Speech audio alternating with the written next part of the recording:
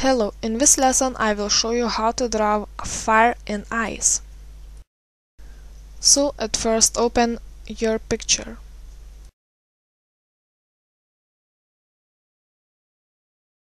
Zoom to ice. Select whatever selection tool you want and then change selection mode to add.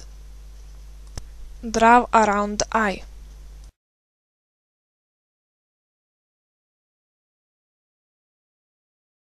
Do same thing to second eye. Now you can zoom out.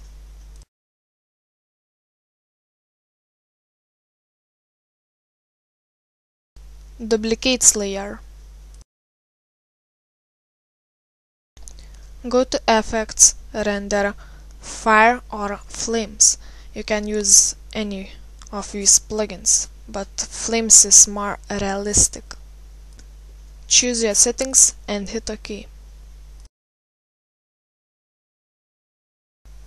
Invert selection. Cut out that picture part.